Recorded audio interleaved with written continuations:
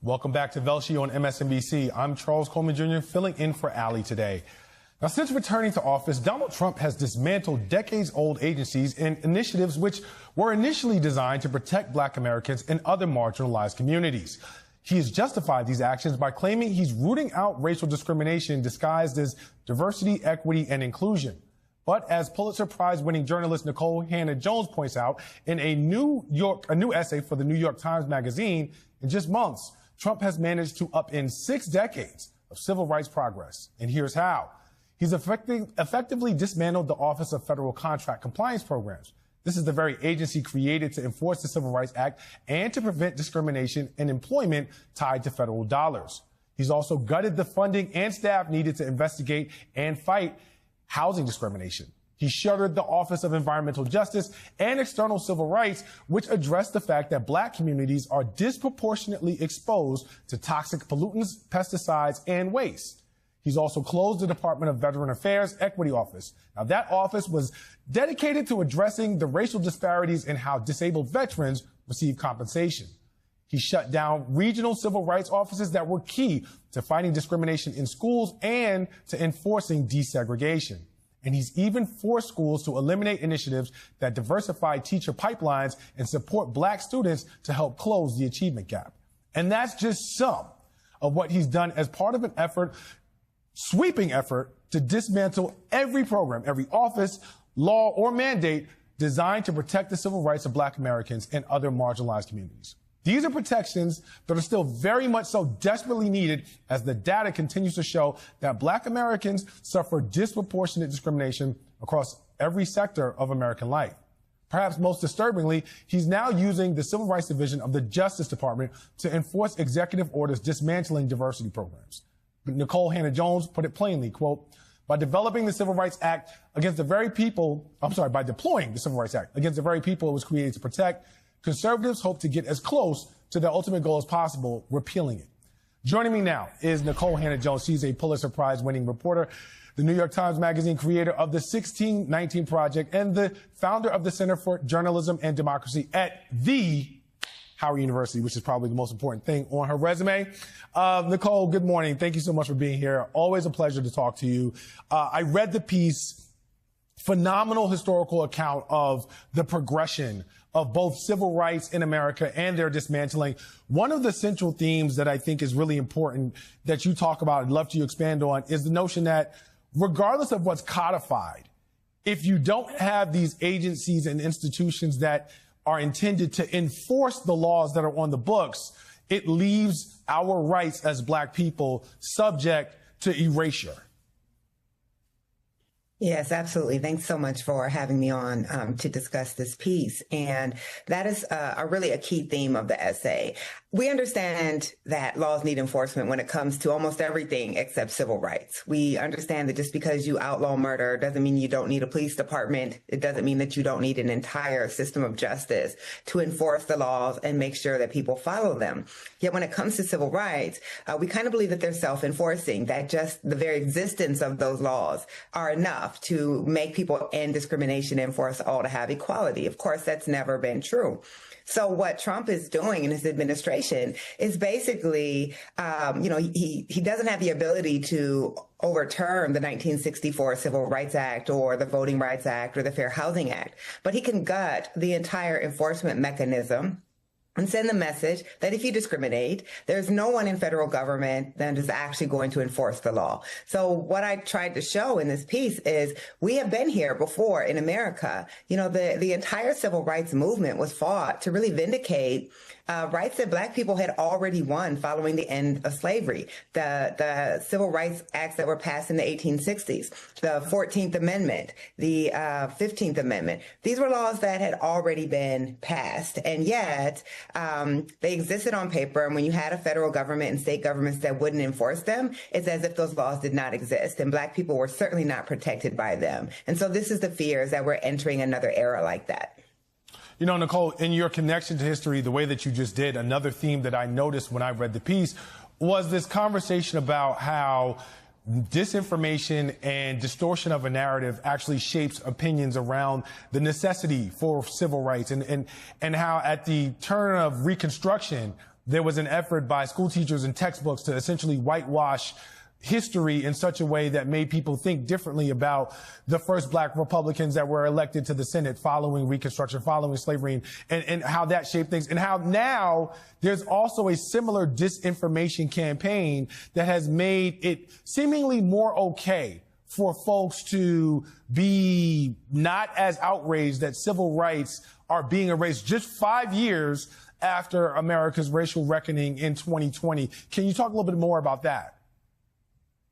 Absolutely. So we know that these efforts to rewrite history, these disinformation campaigns, they go hand in hand. They erase the history first, and that allows them then to erase your rights. And so I talk about this organization called the United Daughters of the Confederacy that rises up after the end of the Civil War. I liken them to, the post-Reconstruction era version of the Moms for Liberty that we see today, which is this group of white women who decide that they want to rewrite the narrative around the white South and why we ever had a civil war in the first place. And so they begin to take control and try to urge the changing of curriculum. They're writing textbooks, and they are basically legitimizing Jim Crow because they are writing a story, a narrative of the South that Black people were incapable of self-governance, that Black people were getting jobs and getting positions that they didn't deserve, that may sound familiar to the times that we're in, and that Black people were not the rightful participants in democracy. So you have these narratives that are being put out in textbooks, that are being placed, all of the Confederate monuments that we saw, those don't begin until after the fall of Reconstruction. They don't happen right after slavery. And that's creating a narrative that allows the stripping of Black people's rights. So I think we're seeing a similar effort here. These efforts to really downplay the history of racism, to downplay Black accomplishments. The federal government, the Donald Trump administration, we've paid a lot of attention to the way that they have been working to erase the accomplishments of Black people. We haven't paid as much attention to the way that they're actually eradicating the enforcement mechanisms for our civil rights. I think that is just as critical. And the last point I want to quickly make, we keep labeling this DEI. That's because the Trump administration is saying that what he's doing is challenging DEI. Well, first of all, no court has ever said DEI is illegal or discriminatory, but also they're not actually tackling DEI alone. They're actually dismantling the ability to integrate our organizations to try to bring about equality and the enforcement of civil rights. Always something that I think about, which is paying as much attention to the equality of outcomes as we have tried to the equality of opportunity. So much I could talk to you about this, but thank you for your time this morning, Nikole.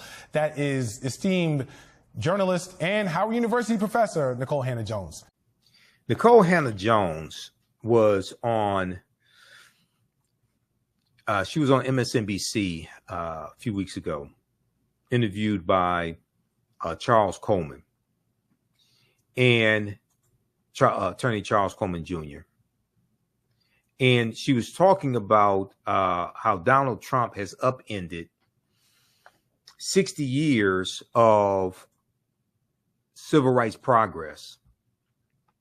Donald Trump has upended 60 years of civil rights progress in 2 months. So she wrote a essay for the New York Times. It's an extensive essay. I printed it out. It's 14 pages.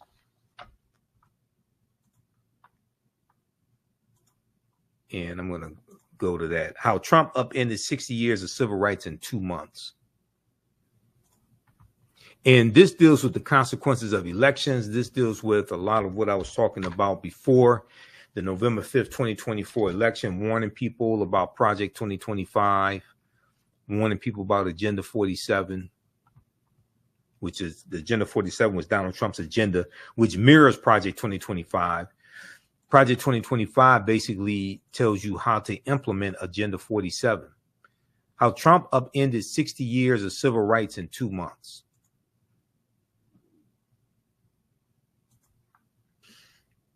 An assault on federal protections may bring about a new era of unchecked discrimination. This is by Nikole Hannah-Jones. She talks about how last year a little-known office in the U.S. Department of Labor helped Black workers at a Texas medical center recover $900,000 in back wages. Recover $900,000 in back wages. And Black workers at a Caterpillar plant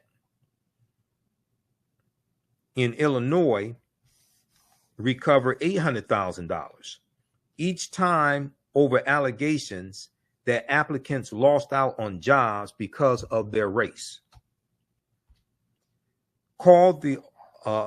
It was called the Office of Federal Contract Compliance Programs. This division investigates and fights employment discrimination for 1/5 of the U.S. labor force. It was created in 1965 when President Lyndon Johnson signed an executive order strengthening the provision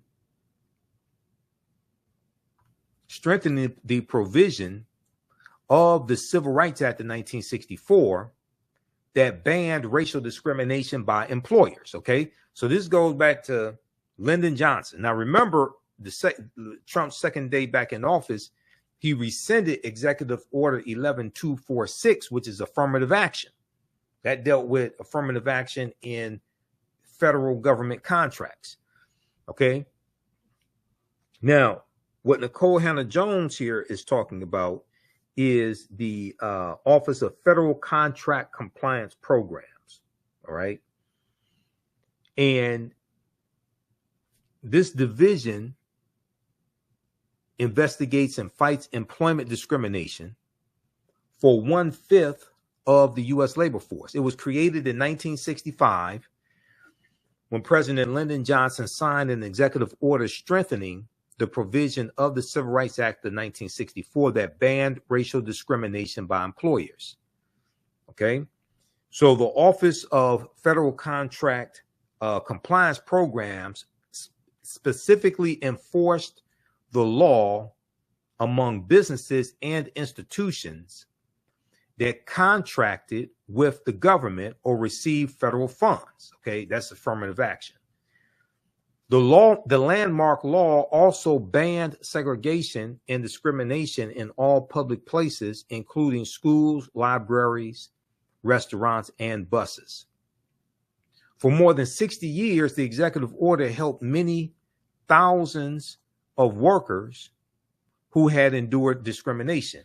Yet, despite the law, research shows that African Americans continue to face pervasive employment discrimination at a rate that has not declined since the late 1980s. On his second day in office, Donald Trump labeled the Office of Federal Contract Compliance Programs efforts to enforce the 1964 Civil Rights Act illegal and discriminatory, presumably against white people. Donald Trump labeled this illegal and discriminatory, presumably against white people. So one of the themes of Donald Trump's campaign in 2024 was white grievance, and that white people were the main people harmed by racism. And he was dealing with white people's grievances.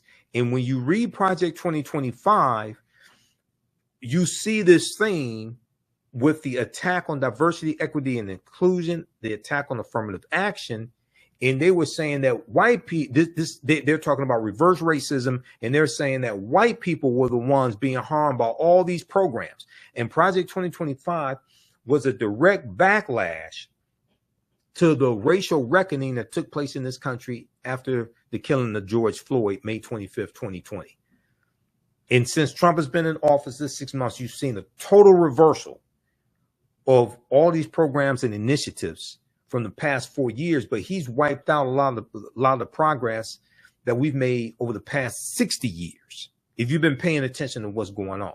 Now, if you haven't been paying attention and you've been watching reality TV shows and just been stuck underneath the rock, then you're not going to understand any of this. Okay, I want to go to this clip here.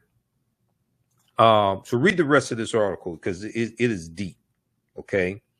Let me share a little bit more with you, and then I'm going to go to this clip of her, Nikole Hannah-Jones on MSNBC, breaking this down.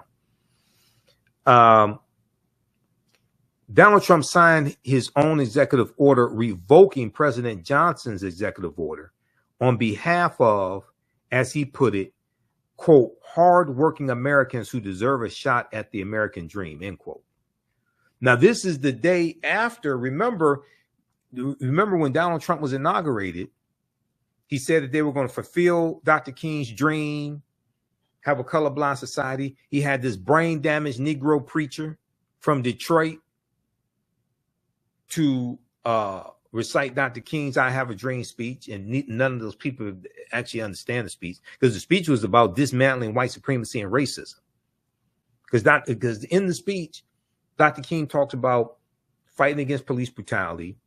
He talks about 100 years prior, in 1863, with the Emancipation Proclamation, African Americans being given a promissory note. And when we took that promissory note to the bank to deposit it, is marked insufficient funds. He talks about voter suppression, housing segregation, all these things. He's talking about dismantling white supremacy and racism. The beloved community, when Mahalia Jackson screams out, tell them about the dream, Martin, and he shifts and starts talking about the dream, that's about the beloved community. That's what happens after you have dismantled white supremacy and racism. So a lot of people want to talk about the dream, but they don't want to talk about Dr. King calling out white supremacy and racism and calling for the dismantling of it. See, a lot of people want to pimp Dr. King and think if we just talk about everybody getting along and everybody loving each other and black and white children holding hands, somehow you have achieved the beloved community. No, you haven't dismantled white supremacy and racism yet. And with this Trump administration in place, they don't even want to admit that racism exists, because they said we're going to have a colorblind society. So all the programs that were designed to level the playing field and repair some of the damage of historic racism, they're wiping all that out and say, we want a colorblind society. Everything's equal. We're going to wipe all this stuff out. This is what they've been doing the past 6 months.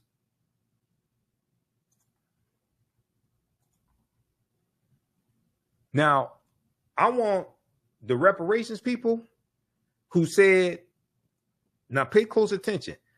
The reparations people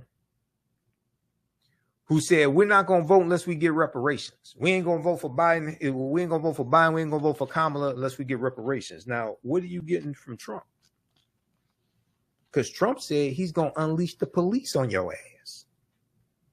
And Trump said he campaigned on giving police 100% immunity from criminal prosecution. Now, how you going to get reparations from Trump? How you going to get reparations from a Congress controlled by Republicans? They don't even want to acknowledge that the harm exists, let alone do something about it. If they're going to take away Medicaid from 11.8 million people, if they're going to take away Medicaid from poor white people in rural Georgia, Mississippi, Louisiana that voted for them, now explain to me how you get reparations from them.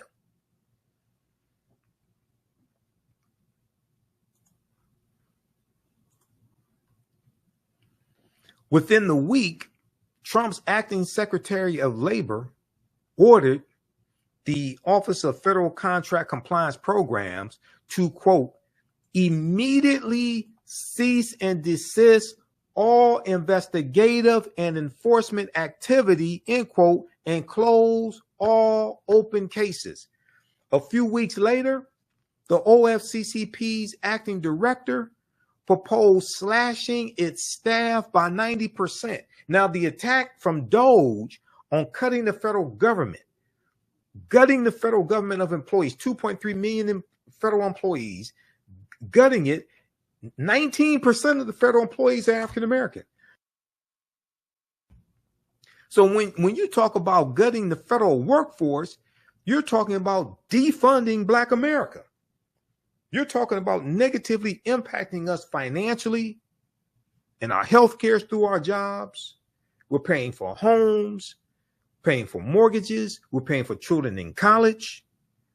It was Trump's 6-3 conservative Supreme Court that struck down Joe Biden's executive order on student loan forgiveness.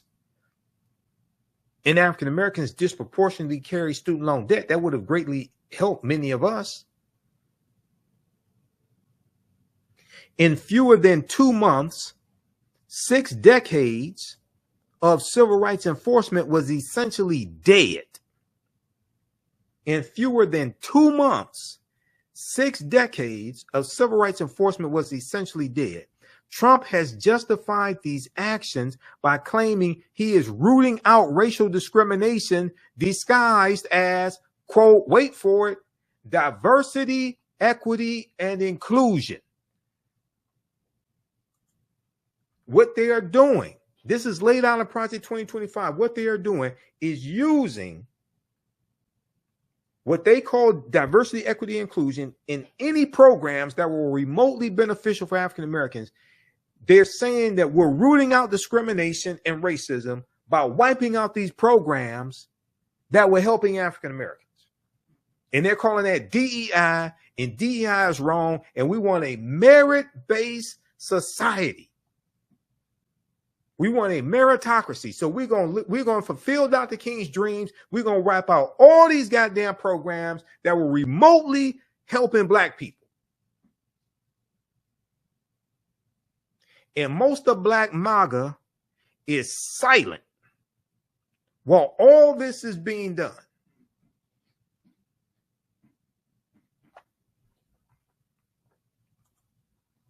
Trump has justified these actions by claiming he is rooting out racial discrimination disguised as diversity, equity, inclusion. Indeed, the other federal agency charged with investigating employment discrimination, the EEOC, Equal Employment Opportunity Commission, recently created a page on its website dedicated to helping white Americans file complaints based on being victimized by diversity, equity, and inclusion programs.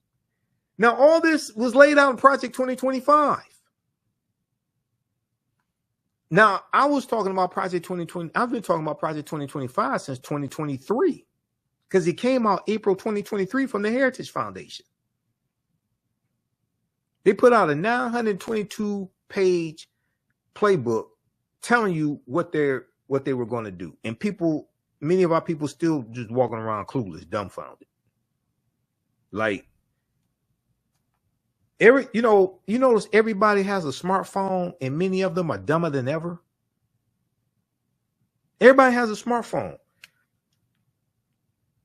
There's a Google machine on your smartphone. You know, the smartphone is probably the most powerful invention in the last 40 years. Yeah, the laptop computer going from mainframes to desktops to Mac to laptop. But you have all this access to knowledge in the palm of your hand. Not only that, did you know that for instance, with Google Chrome and with Microsoft Edge, did you know they have a feature in the browser where they will read the article to you? Now, New York Times and Washington Post, they have that feature if you subscribe to them, because I have digital subscriptions to all of them. I have digital subscriptions to New York Times, Washington Post, right? So sometimes when I'm at work, I'm listening to articles because they have the feature you press the button and it reads the article to you. But if you look here, okay, so this is, all right, so I just pulled up an article right here, okay. Montgomery Civil Rights Era newspaper honored with historical marker. This is from WSFA Channel 12. Okay, so up here, like Google Chrome, you got the 3 vertical dots up here, upper right-hand corner. You click on that, okay, and then this menu drops down, right? And then you look at that option right there. Listen to the page. Listen to this page. You click on listen to this page, and published by WSFA. Montgomery, Allah. WSFA, a Montgomery-based civil rights era newspaper, has received a historical marker honoring its coverage of historical events. It will read the article to you. Ellen Lake wrote for Harvard And University's newspaper while pursuing her education. You can put in hibernation mode. When Lake noticed that there was it'll read the article to you. And a lack of coverage of civil rights issues in mainstream This is media. Google Chrome. So we got all of this access to knowledge, and people just walking around dumbfounded. I don't understand. I'm sorry. I don't understand it. Not only that, they're paying a cell phone bill each month and just walking around just a head full of mush.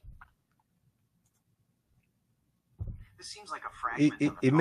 It makes no sense to me. I don't understand things like that. You know, I admit I consume more news. I do more reading on a daily basis than the average person. I monitor about 35 different news sources on a daily basis. I do understand it, but damn, it's like, come on. All right. So, but to see what Trump is doing as simply eliminating so-called DEI is to misunderstand the scale and the consequences. What's at stake is not only corporate diversity trainings, equity offices, and the use of pronouns and email signatures. Many diversity, equity, and inclusion programs were put in place to help ensure compliance with civil rights laws and to foster integration in a society that for most of its history explicitly discriminated against Black Americans, African Americans. No court has deemed these programs illegal. See, this is what is so insidious. And Donald Trump is a dictator. He's a thug, rotten to the core, no morals. Okay. Dictator, hung out with a pedophile, Jeffrey Epstein. I don't know how many pedophiles he hung out with, but he hung out with at least one. Jeffrey Epstein, well, Ghislaine Maxwell too. So that makes 2. Okay. No court has ruled that diversity, equity, and inclusion is illegal. Donald Trump claims that it is. So his executive orders, and he did 145 executive orders in the first 100 days. Not all of them dealt with DEI, but what they're doing is they're saying DEI is illegal. They're investigating universities using diversity, equity, and inclusion as the pretext. And they're saying DEI is illegal. No court has ruled that DEI is illegal.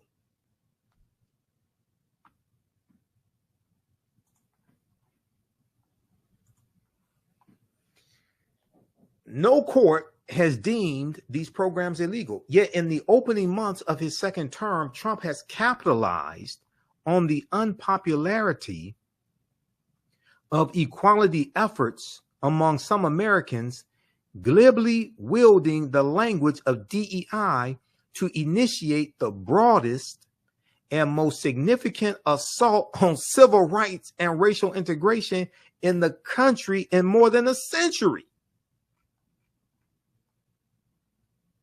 Is President Johnson with Dr. King, Whitney Young, and James Farmer in January 1964. Since returning to power, Donald Trump has used his singular authority as the head of the federal government to recast the white majority as the primary victims of systemic racial discrimination. This is what I'm talking about. This is what he's been doing. This is what he campaigned on. White grievance. This is what he campaigned on. Now, where are all the black people who said they were voting for Trump because they thought they were going to get stimulus checks?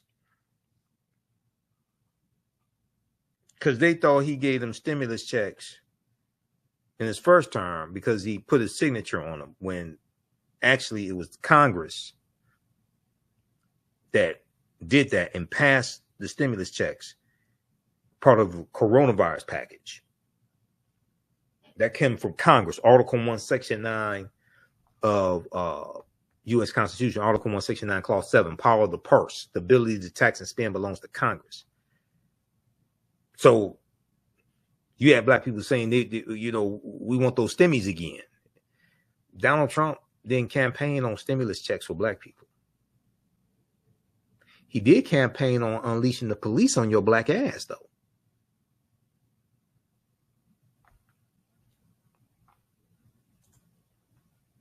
Everybody has a smartphone and we're dumber than ever. Since returning to power, Trump has used his singular authority as the head of the federal government to recast the white majority as the primary victims of systemic racial discrimination, though no evidence, not even self-reporting among white people, shows this to be true. Okay, read the rest of this here, because this is, like I said, this is a long essay, man. This is deep, okay? This is deep what's taking place. And this is what we were warning people about. So we have to continue to fight this, continue to educate ourselves. We have to leverage our economics to enforce our political agenda as well. We're going to have to engage in continue with economic boycotts against corporations, but also, as I've said on Roland Martin Unfiltered, go after some of the corporations that help to finance Republicans and put them in office as well. Go after the top 3 or 4 corporations and have nationwide economic boycotts against them. And also, we have to look at where our pension fund dollars are invested, because oftentimes we finance our own dehumanization through where our pension fund dollars are invested and our 401k dollars, because you can redirect where those dollars are invested as well. It's been done before. To give you one quick example, then we have to move on. Back in June, I think it was 2017, in New York City, the city employees in New York City, they withdrew $48 million in pension fund dollars from privatized prisons. They found out they were invested in privatized prisons. Okay. So we have to redistribute the pain through targeted, sustained economic withdrawal strategies and leverage our economics to enforce our political agenda.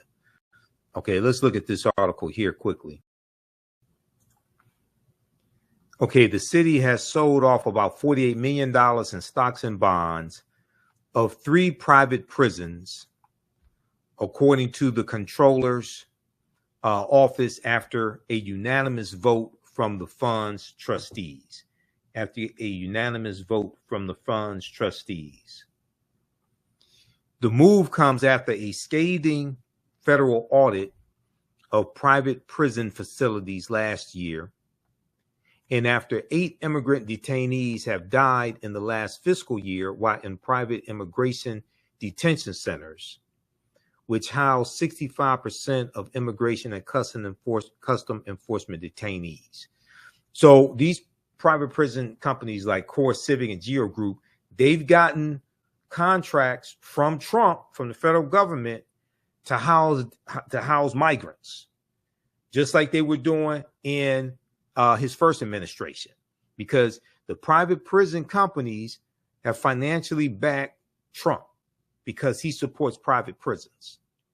So if you are against private prisons, but you voted for Trump, you are a damn fool. If you are against private prisons and you voted for Trump, Trump is a big supporter of privatized prisons. The trustees of the city's pension funds voted in favor of divesting in a mid-May meeting, the stocks and bonds in 3 companies, Geo Group, Core Civic, and G4S, have since been sold, Stringer's office said. Okay. All right. Read the rest of this piece here. Research this. New York pension fund to back out of investments in private prisons. There are other examples, but I don't have time.